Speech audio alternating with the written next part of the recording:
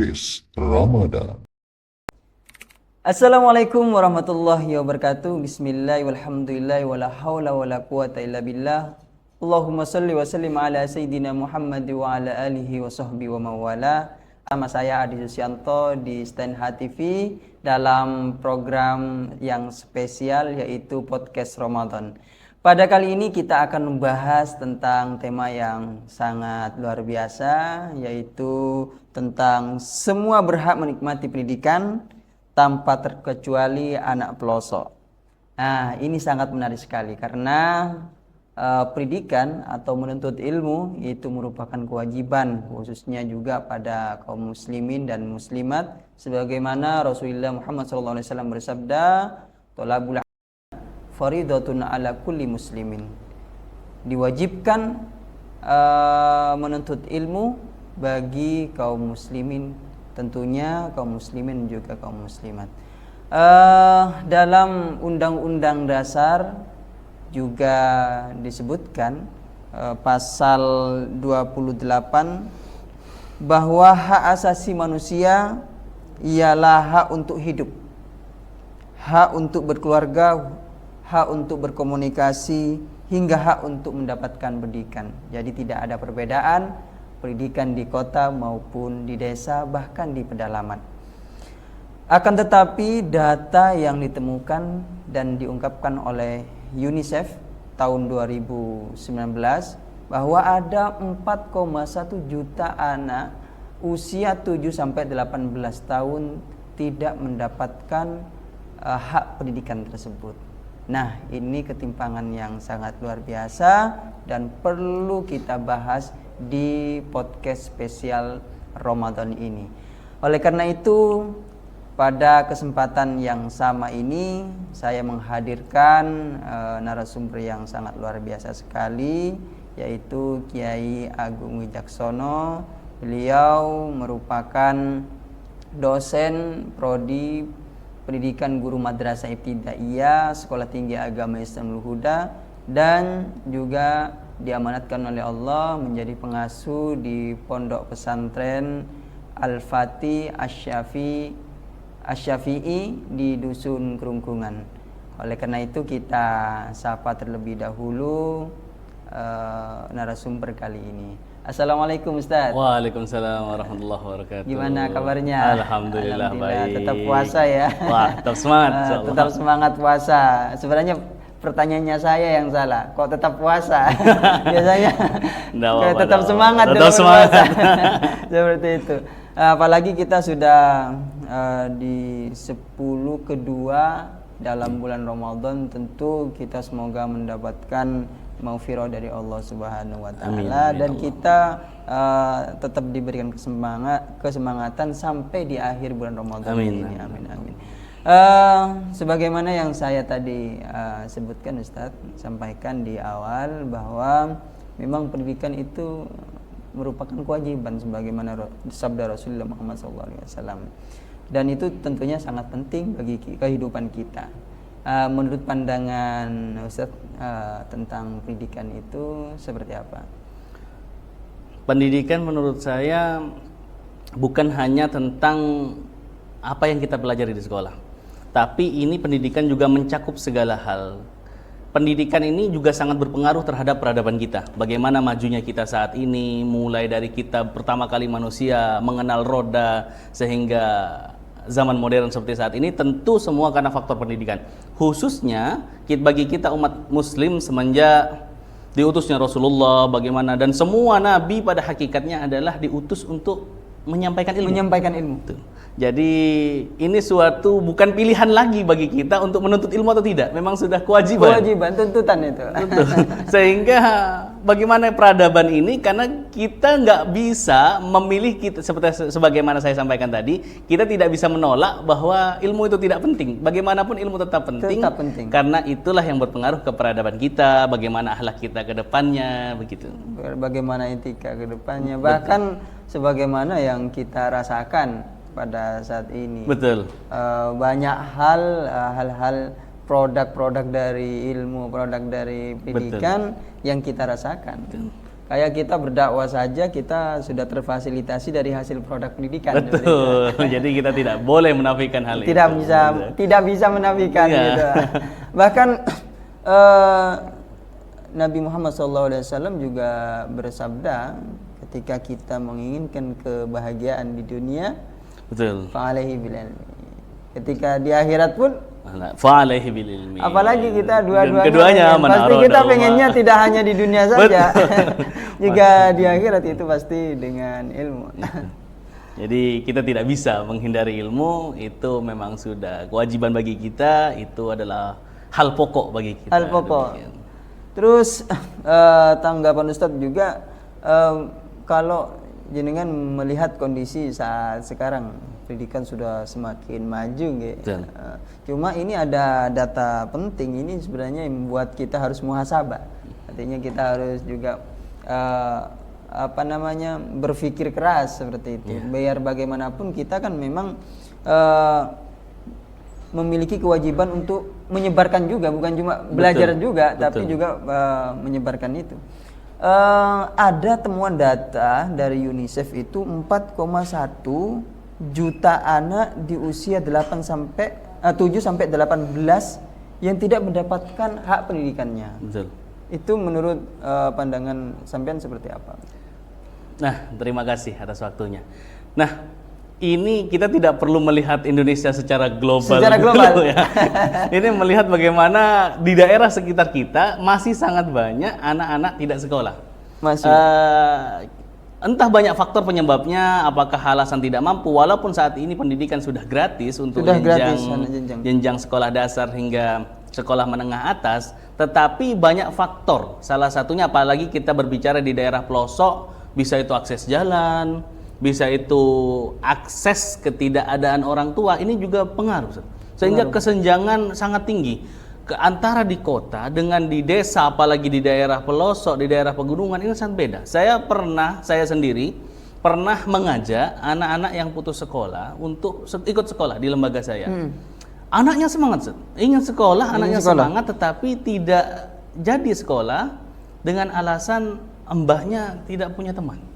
Mbahnya tidak punya teman. Iya, jadi ini salah satu faktor penghambat tersendiri. Jadi banyak faktor kita. Dan ini sangat senjang sekali, berbeda dengan kota yang segalanya mudah. Itu pun di atas jika ada sekolahnya. Jika ada fasilitas sekolah.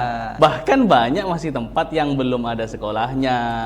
Mereka sekolah khususnya untuk jenjang setelah sekolah dasar, jenjang menengah pertama, menengah ke atas. Ini mereka harus, kita bahasanya di gunung adalah harus turun. Sejauh 9 kilo, 14 kilo.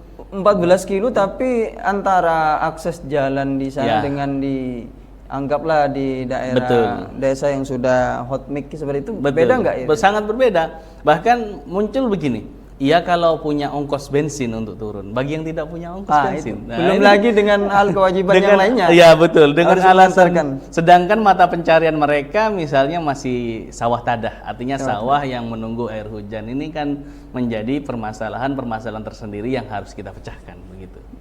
Nah, tapi jenengan kan sebagaimana profil yang saya sudah riset Ustadz, memiliki amanah menjadi pengasuh di Pondok Pesantren Al-Fatih Asy-Syafi'i di Dusun Krungkungan. Itu desanya desa apa? Kalau desanya masuk wilayah Desa Bandilan. Bandilan ya, masih Desa Bandilan Bondowoso di Bondowoso. Tentu sebagai insan yang memiliki semangat dosen juga di Sekolah Tinggi Agama Islam Al-Huda, tentu memiliki harapan-harapan di sana itu seperti apa pendidikan yang layak untuk masyarakat di sana seperti itu. Ada usaha-usaha untuk hal-hal tersebut, Ustaz? Oke. Pertama, pastinya kita berharap kesenjangan tersebut atau ketimpangan tersebut tidak terjadi. Oleh karena itu, saya sangat menginginkan seluruh bagaimana masyarakat, anak-anak juga semangat untuk belajar.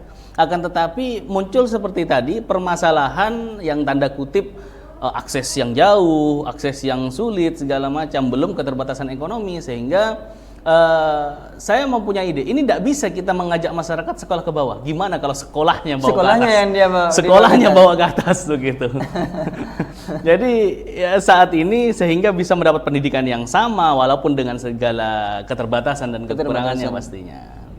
Dalam effort untuk mereka kan sudah, kalau saya lihat ya ditampilkan, insya Allah kita akan tampilkan juga beberapa dokumentasi tersebut.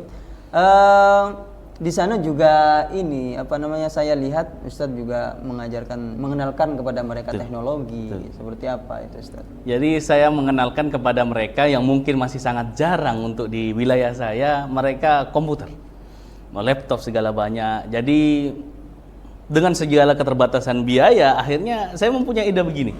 Gimana kalau saya minta ke teman-teman laptop rusak, lalu saya perbaiki? Ataupun saya yang beli tapi nggak masalah rusak walaupun hanya keyboard rusak sedikit begitu, kita perbaiki, kita beli, kita baguskan, lalu kita ajarkan. Jadi agar mereka itu memiliki kesempatan yang sama untuk belajar teknologi. Jangan hanya sekolah di kota, suku yang sudah maju, sudah pakai LCD proyektor luar biasa, sampai sekarang itu zamannya sudah pakai papan tulis yang layar sentuh gitu. Ya, sudah smart board modelnya. Jadi papan, sedangkan kita masih jauh harapan gitu. Masih sehingga paling tidak pakai kapur, masih pakai kapur.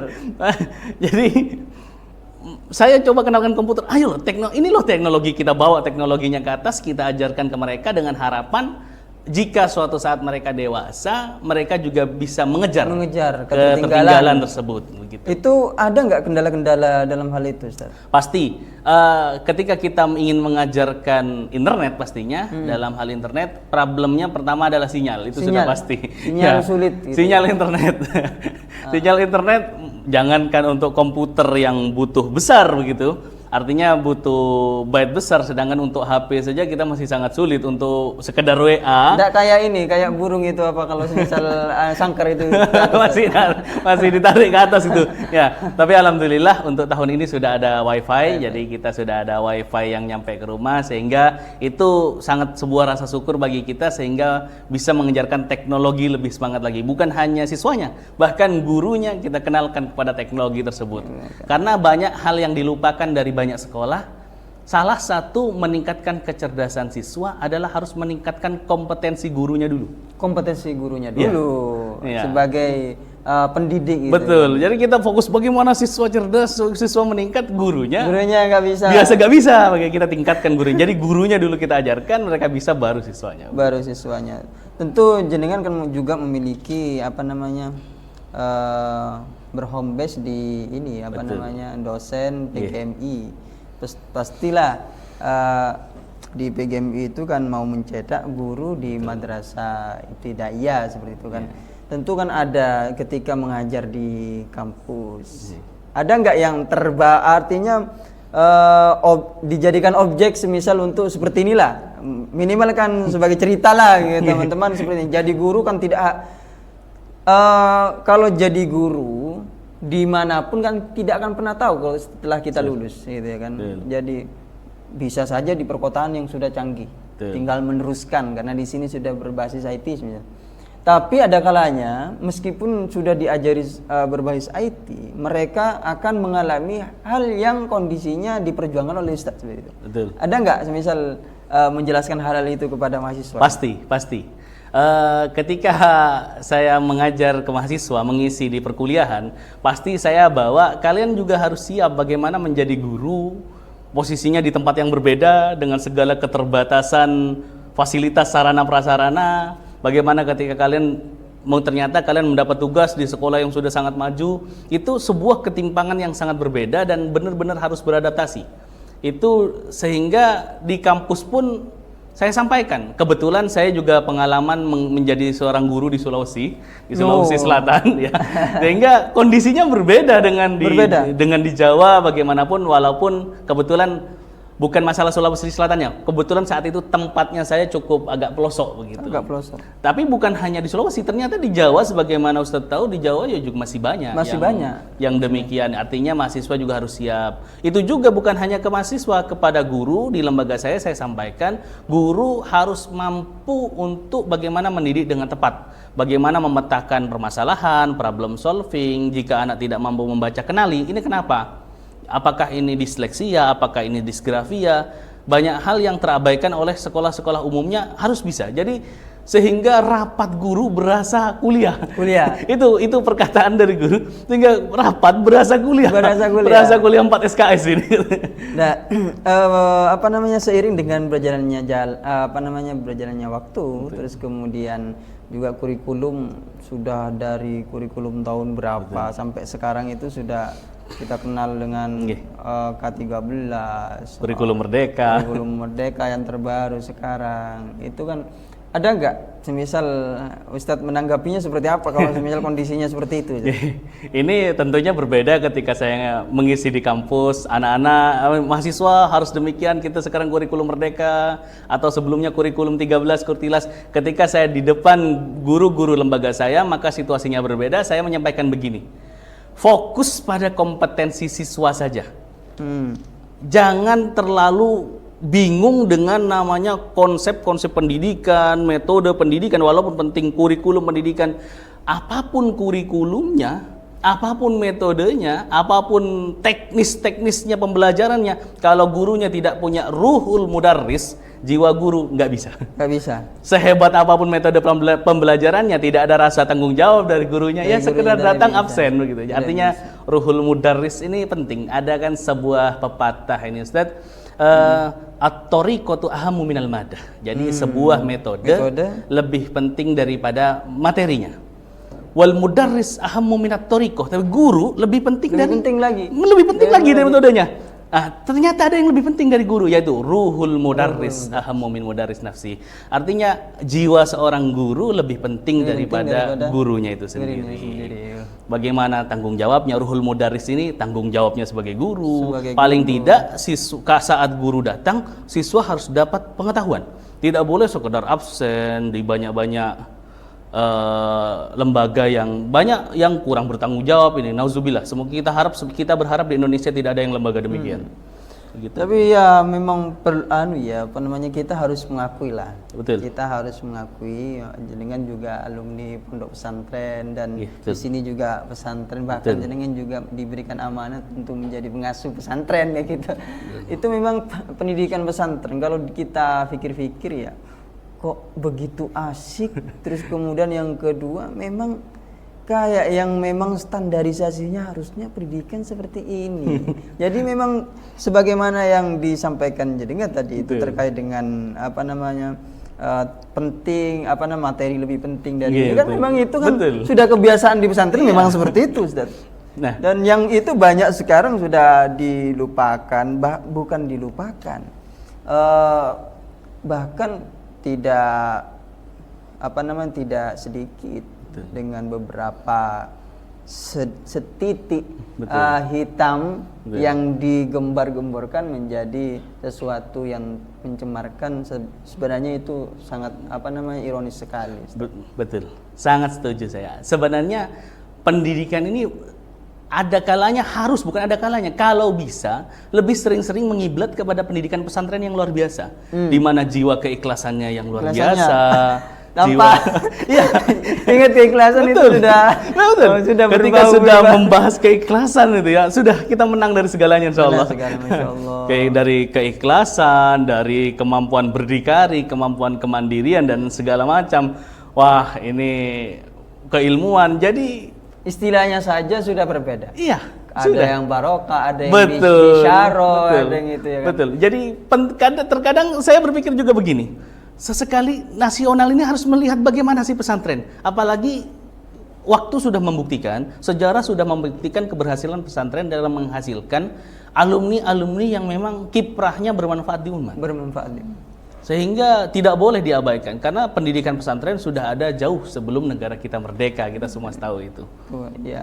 penting sekali itu Ustaz. Karena jujur ya, ini kan ada hubungannya juga dengan apa namanya pembahasan topik sekarang gitu. Memang yang merambat terhadap pelosok-pelosok ini, pelosok-pelosok misalnya di Situbondo atau di Bondowoso saja, yang merambat terhadap di pelosok-pelosok sehingga mereka tahu terhadap alam ini, artinya lewat pendidikan ini, sekarang sudah model ini. Memang karena kegigihan para pengasuh, kegigihan para mudir, itu mudirul ma'had, itu mengajak para putra putri di pedesaan semuanya untuk mondok, sehingga kita bisa rasakan seperti ini. Betul, karena memang di pelosok rata-rata saat tidak ada sekolah, maka mereka akan mondok, karena itu sebuah solusi. Tapi menjadi problem lagi saat ada santri kalong atau kita nyebutnya yang santri memang karena colokan. Kondisi mungkin ya. Betul, kondisi segala macam. Akhirnya banyak juga muncul putus-putus sekolah begitu. Tapi memang semua di pelosok rata-rata perjuangan dari santri-santri. Ini tidak bisa kita nafikan. Semua luar biasa memasuki ke pelosok. Mungkin karena berpedoman pada fi ayyi ardin tato anta mas'ulun an islamiha, dimanapun kita berpijak di situ kita penanggung jawab sebagai Islamnya. Di mana bumi dipijak di situ Islam dijunjung, mungkin begitu. Iya, betul. Biar bagaimanapun kita akan memiliki kewajiban untuk menyebarkan hal itu, dan itu sangat dirasakan sekali bagi kita. Insya Allah semoga kedepannya tambah baiklah. Artinya pendidikan ya secara umum ya di Indonesia itu bagaimana mereka memiliki hak yang sama. Betul. Amin. Dan fasilitas-fasilitas yang seharusnya juga mereka dapatkan juga didapatkan. Betul. Paling tidak semisal kalau ada pengajuan izin operasional juga bagaimana dipermudah, karena biar bagaimanapun dia juga menjadi bagian memfasilitasi mencerdaskan kehidupan bangsa seperti itu. Dan ini ketika kita bahas Ustaz tidak akan pernah selesai. Wah, ini bisa kita ketika membahas sebuah pendidikan bisa sampai 2 hari 2 malam atau mungkin atau lebih. Tidak ada habisnya. Insya Allah pada kesempatan yang lain kita akan bahas kembali. Dan terima kasih atas waktunya Ustaz sudah menyempatkan ke sini, sudah menyempatkan di sini, apalagi di bulan Ramadan, semoga menjadi amal ibadah yang diterima oleh Allah Subhanahu wa Ta'ala. Allahumma amin. Mungkin sekedar Ustaz untuk menyampaikan hal-hal penting di akhir sesi ini. Terima kasih. Mungkin hanya sedikit saja dari saya. Kenapa kita sangat menekankan pentingnya pendidikan di mana kita berada, entah di kota, di pedalaman, di pelosok ataupun dimanapun, semua pendidikan penting. Ada suatu kalimat yang ingin saya sampaikan. Mewariskan harta bisa habis, mewariskan tanah bisa sengketa, tapi mewariskan ilmu akan abadi selamanya. Terima kasih. Saya Agung Wijaksono, dosen Sekolah Tinggi Agama Islam Nurul Huda sekaligus pengasuh Pondok Pesantren Al-Fatihah Syafi'i. Mohon undur diri. Wassalamualaikum warahmatullahi wabarakatuh. Waalaikumsalam warahmatullahi wabarakatuh. Terima kasih Ustadz atas waktunya, dan para pemirsa yang berbahagia dimanapun Anda berada, jangan pernah skip tayangan ini. Insya Allah kedepannya akan lebih baik lagi. Dan hanya mengingatkan tanggal 17 Ramadan Sekolah Tinggi Agama Islam Nurul Huda akan memperingati hari milad, hari berdirinya Sekolah Tinggi Agama Islam Nurul Huda, dan semoga kedepannya lebih baik lagi. Amin. Dan terus maju, jaya seperti itu. Baik para pemirsa yang berbahagia, kurang lebihnya dari saya Adi Susianto. Assalamualaikum warahmatullahi wabarakatuh. Waalaikumsalam warahmatullahi wabarakatuh.